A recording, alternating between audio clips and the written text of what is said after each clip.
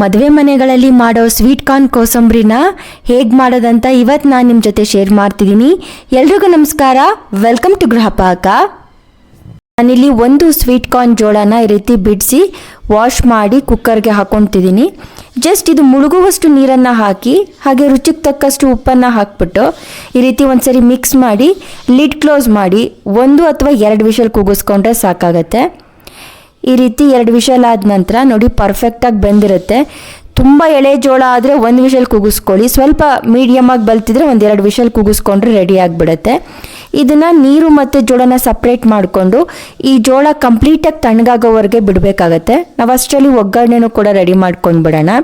ಒಂದು ಸಣ್ಣ ಬಾಣಲಿಗೆ 1 table spoon ಎಣ್ಣೆ, ಹಾಗೆ ಒಂದು ಸ್ವಲ್ಪ ಎಣ್ಣೆ ಬಿಸಿ ಆಗ್ತಿದ್ದಾಗೆ ಸಾಸಿವೆ ಹಾಕ್ಕೊಳ್ಳಿ.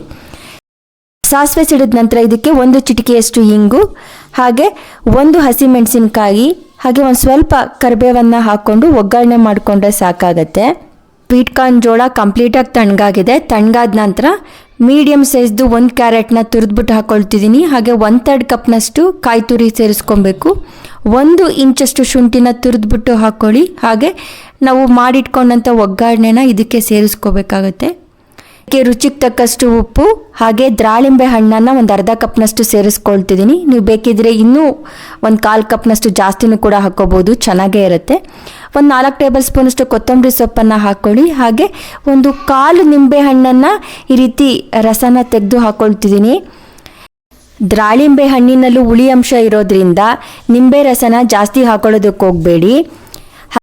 ಮಾಡೋದು ತುಂಬಾ ಸುಲಭ, ಹಾಗೆ ಆರೋಗ್ಯ ದೃಷ್ಟಿಯಿಂದನೂ ತುಂಬಾ ಒಳ್ಳೆಯದು. ಸೊ ಈ ಸಿಂಪಲ್ ಆದ ರೆಸಿಪಿ ನಿಮ್ಗೆ ಇಷ್ಟ ಆಗಿದೆ ಅಂತ ನಾನು ಭಾವಿಸ್ತೀನಿ. ಇಷ್ಟ ಆಗಿದ್ರೆ ಒಂದು ಲೈಕ್ ಮಾಡಿ, ನಿಮ್ಮ ಫ್ಯಾಮಿಲಿ ಫ್ರೆಂಡ್ಸ್ ಜೊತೆ ಶೇರ್ ಮಾಡಿ, ನಮ್ಮ ಚಾನಲ್ಗೆ ಮರಿದೇ ಸಬ್ಸ್ಕ್ರೈಬ್ ಮಾಡಿ. Thank you so much for watching.